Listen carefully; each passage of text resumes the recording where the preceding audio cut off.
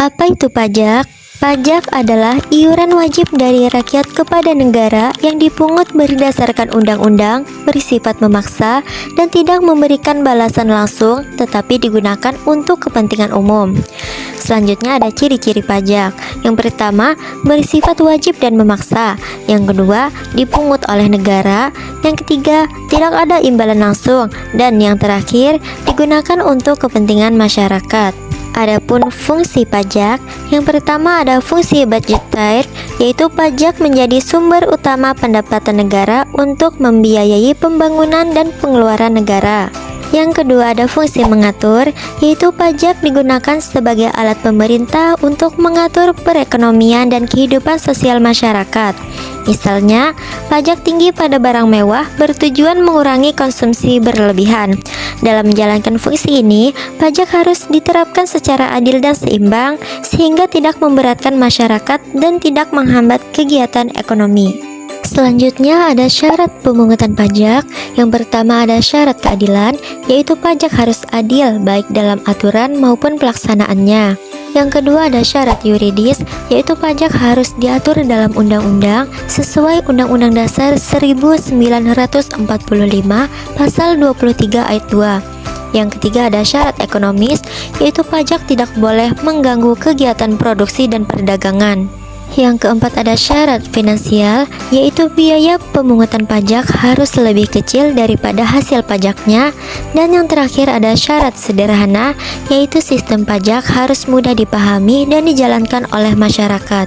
Adapun teori yang mendukung pemungutan pajak, yang pertama ada teori asuransi, yaitu pajak dianggap sebagai iuran untuk perlindungan negara meski tidak ada balasan langsung. Yang kedua ada teori kepentingan, yaitu semakin besar kepentingan seseorang terhadap negara, semakin besar pajak yang dibayar. Yang ketiga ada teori daya pikul, yaitu pajak dibayar sesuai kemampuan masing-masing dilihat dari penghasilan dan kebutuhan hidup. Yang keempat ada teori bakti, yaitu membayar pajak adalah kewajiban warga negara sebagai bentuk pengabdian kepada negara. Dan yang terakhir ada teori asas daya beli, yaitu pajak menarik daya beli masyarakat lalu dikembalikan dalam bentuk kesejahteraan umum. Berikutnya ada kedudukan hukum pajak. Hukum pajak termasuk dalam hukum publik karena mengatur hubungan antara negara dan warga negara. Dalam pelaksanaannya, hukum pajak bersifat lex specialis, artinya aturan pajak lebih diutamakan dibanding aturan umum apabila mengatur hal yang sama. Adapun jenis hukum pajak, yang pertama hukum pajak material, yaitu mengatur ketentuan pokok pajak seperti subjek pajak, objek pajak, tarif pajak, serta timbul dan hapusnya utang pajak. Contohnya, Undang-Undang Pajak Penghasilan. Yang kedua ada hukum pajak formil, yaitu mengatur tata cara pelaksanaan pajak, termasuk hak dan kewajiban wajib pajak, prosedur pemungutan, serta pengawasan oleh Fiskus. Contohnya, Undang-Undang Ketentuan Umum dan Tata Cara Perpajakan atau KUP. Pengelompokan pajak dan tata cara pemungutan pajak. Pajak dapat dikelompokkan menurut golongan dan sifatnya. Menurut golongan, pajak dibagi menjadi pajak langsung seperti pajak penghasilan yang ditanggung sendiri oleh wajib pajak dan pajak tidak langsung seperti PPN yang dapat dialihkan ke pihak lain. Menurut sifatnya, pajak dibagi menjadi pajak subjektif yang memperhatikan kondisi wajib pajak dan pajak objektif yang hanya melihat objek pajaknya. Dalam pemungutan pajak terdapat beberapa stelsel, yaitu stelsel nyata, pajak dikenakan berdasarkan penghasilan yang benar-benar diterima, stelsel anggapan, berdasarkan perkiraan, dan stelsel campuran, gabungan keduanya. Selain itu, terdapat cara pemungutan seperti official assessment, self-assessment, dan withholding system. Timbul dan hapusnya utang pajak. Utang pajak adalah kewajiban wajib pajak kepada negara yang harus dibayar. Utang pajak timbul saat syarat subjektif dan objektif terpenuhi.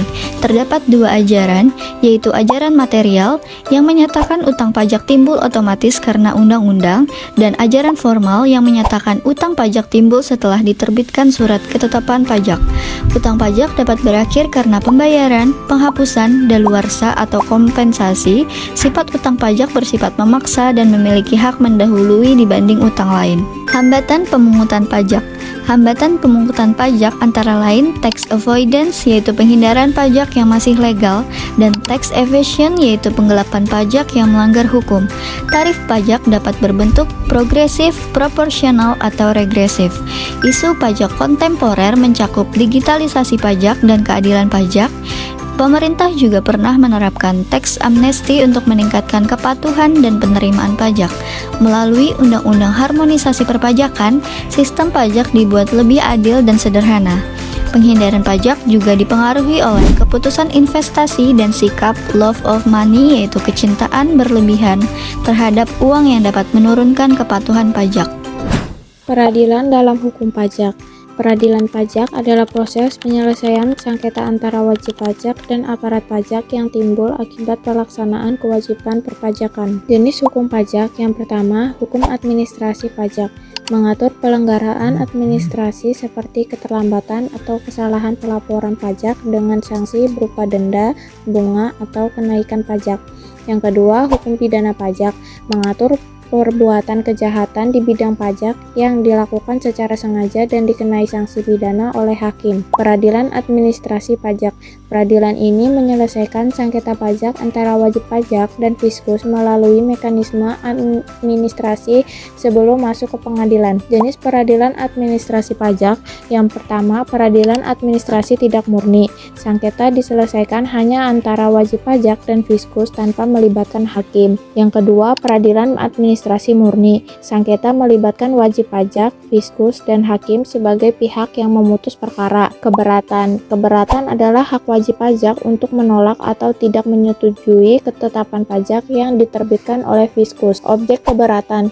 Keberatan dapat diajukan atas SKPKB, SKPKBT, SKPLB, SKPN, serta pemotongan atau pemungutan pajak oleh pihak ketiga. Banding. Banding merupakan upaya hukum lanjutan yang diajukan ke pengadilan pajak apabila wajib pajak tidak puas terhadap keputusan keberatan.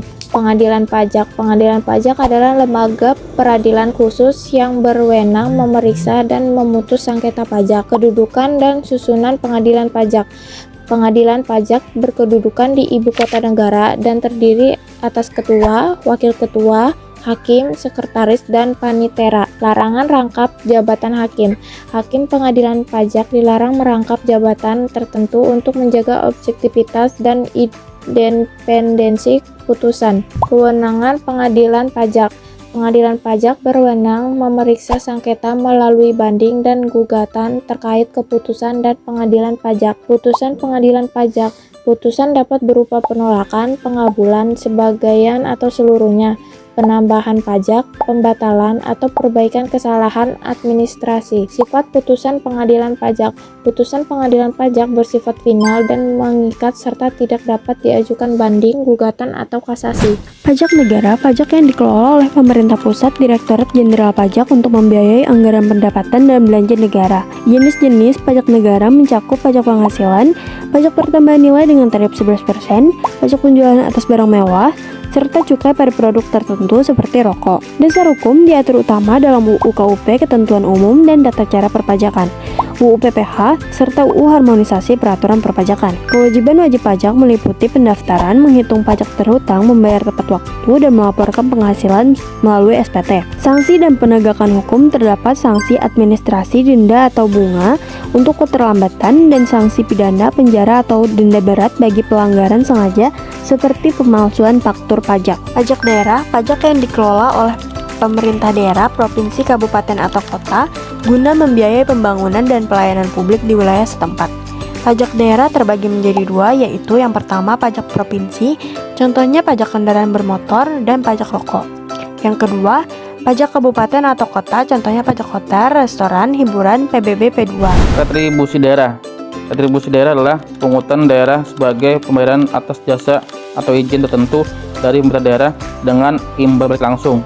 Cirinya dipungut Pemda, ada jasa atau izin, diatur dalam Perda, sumber PAD. Fungsi retribusi, pertama pendapatan, nambah PAD. Yang kedua pengaturan, mengendalikan aktivitas masyarakat.